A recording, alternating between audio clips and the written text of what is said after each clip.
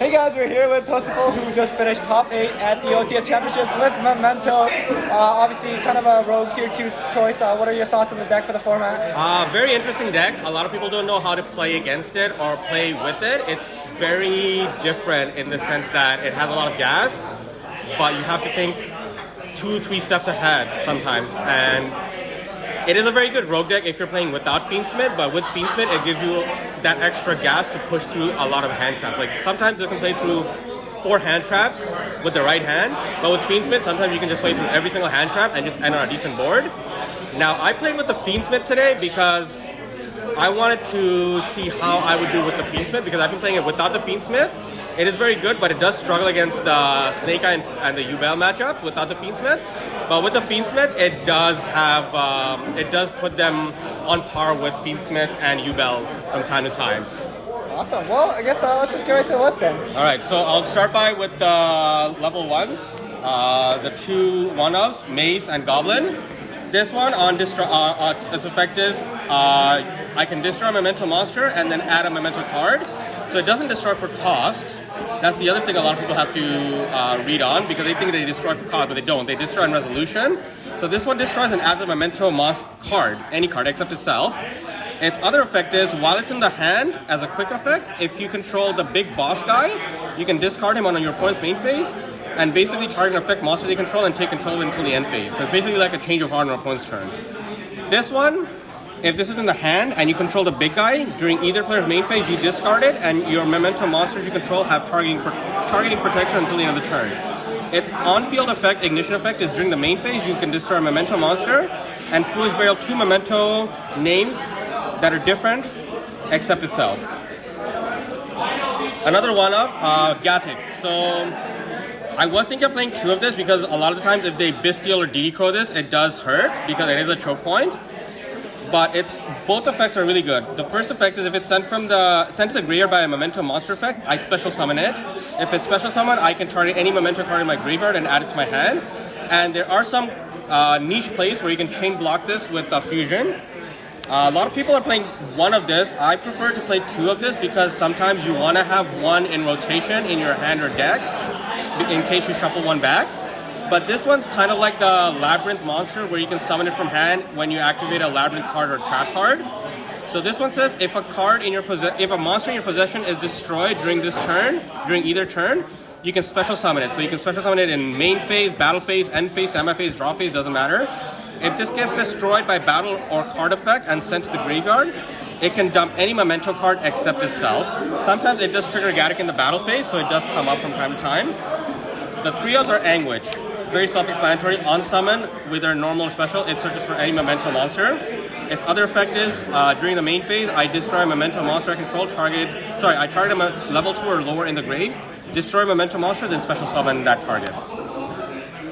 This is the other starter that you have to play 3 of, Darkblade. It's kind of like the tour guide of the deck. It has to destroy a Memento monster that I control and special a level 3 or lower from the deck. Its on summon effect is also very good, because on summon you can discard a Memento card you control and basically MST an opponent's back row. The extender, the best one, is the Horse, which is one of the deck's choke points, but sometimes it can be played through if you have the right hand. If you control no face-up cards, or you only control Memento monsters, you can summon this from your hand. So if you control no monster, you can summon this from your hand for free.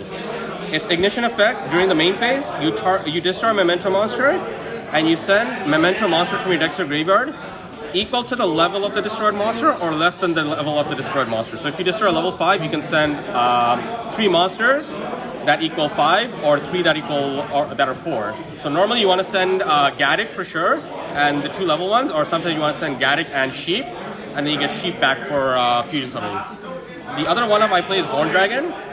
If you have 3 Memento monsters with different names in your graveyard, you can special summon this, and you can only summon this from your hand once like that.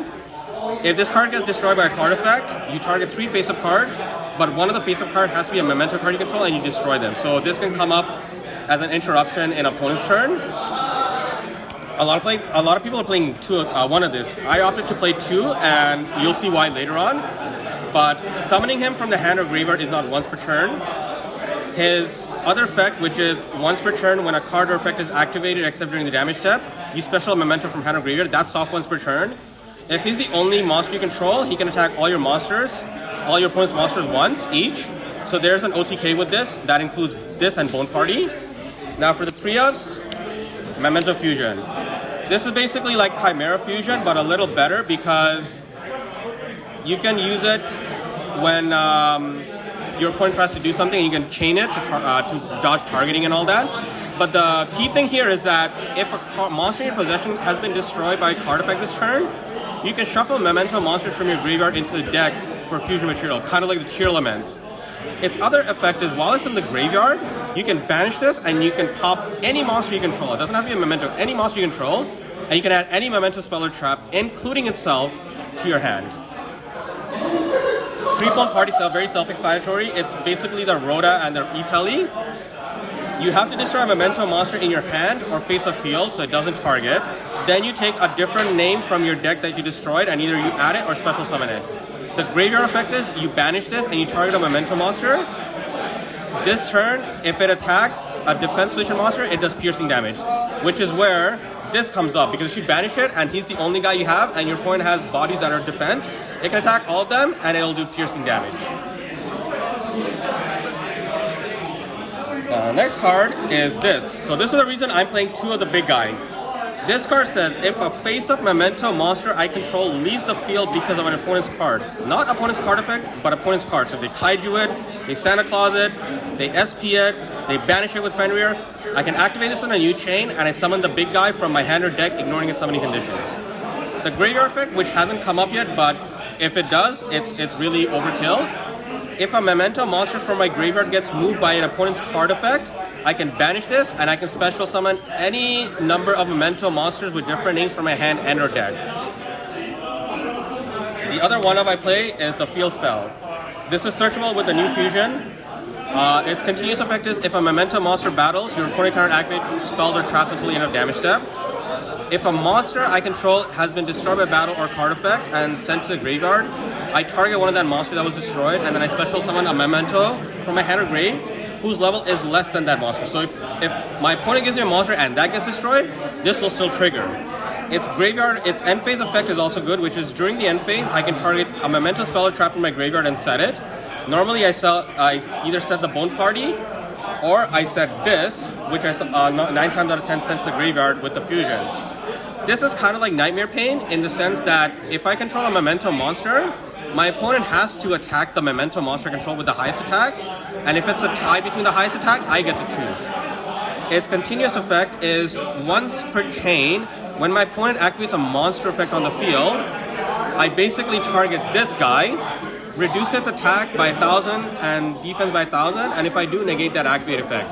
So it's like Appaloosa for monster negate on the field, as long as I can reduce its attack by 1,000 and defense by 1,000. Now for the Fiendsmith package, very self-explanatory, 3 Engraver, 1 Lurry, 1 Tract. That's basically win more, and without using Beatrice, you can go to your Memento combo if you just open Engraver and nothing else. 3 Ash for the hand traps, 3 Veiler for the hand traps, and 3 Imperm. These are the only hand traps I play, 9 hand traps, 3 Imperm, 3 Ash, 3 Veiler. Now for the extra deck, I was playing 2 Twin Dragons, but I cut it to 1 because you only need 1. Basically, what this one does is, if it's Fusion Summon, I can destroy a Memento monster from my hand or face of field, and add up to 2 different Mementos from my deck to my hand, with different names.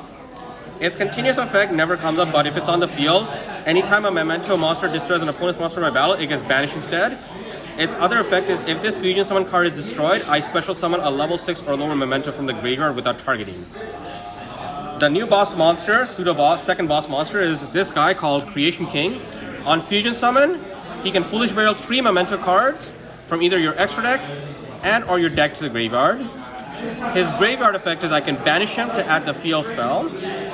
His quick effect is, during either player's turn, I can target any number of Memento monsters I control, and that many cards my opponent controls, and destroy them. Now for the Fiendsmith stuff, I play 1 Lacrima, 1 Aerial Eater, 1 Requiem, 1 Sequence, and 1 Moon of the Closed Heaven. The reason I don't need Beatrice is because if I go Sequence to go into this one on Summon can dump any Fiend from the deck.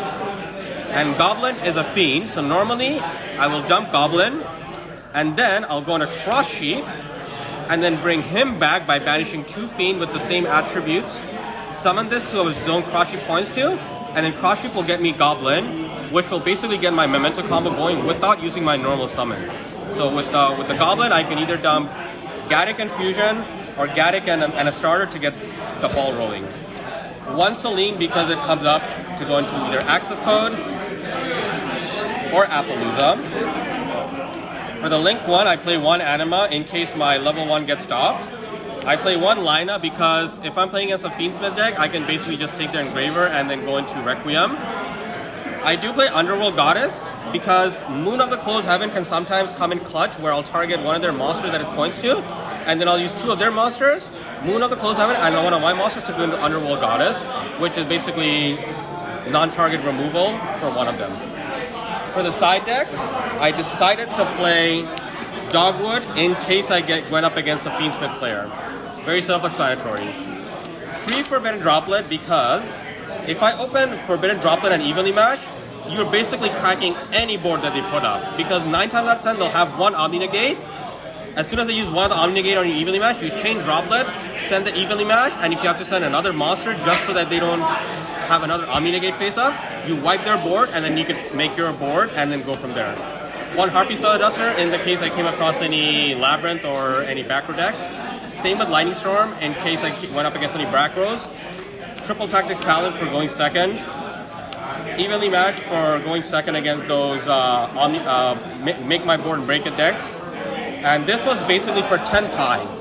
I didn't play against any Tenpai today. My matchups were Fiendsmith Snake Eye, Ritual Beast, Fiendsmith Snake Eye, Fiendsmith Snake Eye, and the last one was Kashtira. And then I lost to YuGiOh Fiendsmith in top 8. This one says, if I control a Memento monster, I can target 1 card on the field and destroy it. But if I control the big boss monster, I can destroy an additional card without targeting on top of that. The reason this is good against Tenpai is because if they have the field spell and I have the big guy with this set, I'll activate this and target their field spell, pop it, and then on resolution, I'll pop another card without targeting, which means their field spell is not protecting their Tenpais from being unaffected anymore. Its other effect, which is in the graveyard, I can banish it. All my opponent's monster loses 1,000 tag. It never came up. I did not side this at all today because I was anticipating Tenpai, but I did not play against any Tenpai. Awesome. Well, thank you so much for the deck profile. Any last shoutouts? Yes, shoutouts to my beautiful wife, Kristen, who came with me to show moral support today. Shout out to my friend Nick Tate. He actually lent me the Fiendsmith engine today because I don't have the Fiendsmith. Shout out to my friends at Locals, but mostly Nick Tate because he lent me the Fiendsmith engine. Other than that, no, I had a good time today. I top 8. It sucks that I lost to Ubel, but I had fun. I may play the Fiendsmith going forward, but depending on which event it is. If it's for YCS or regional, maybe. Definitely for YCS, but for regionals, maybe, depending on how I feel. But other than that, the pure version is very good. I like the pure version. Fiendsmith is good, but the problem with the Fiendsmith is I'm having to take out 5 non-engines for it, and I did want to play Droll and Logber and Triple Tactics in the main, so I had to cut those to play the Fiendsmith stuff. But moving forward, I'm gonna see which one I want to play with. But Fiendsmith did really good today for me. I might play it in the future, but for now, I'm gonna go back to playing just pure. Awesome. Thank you so much. You're welcome.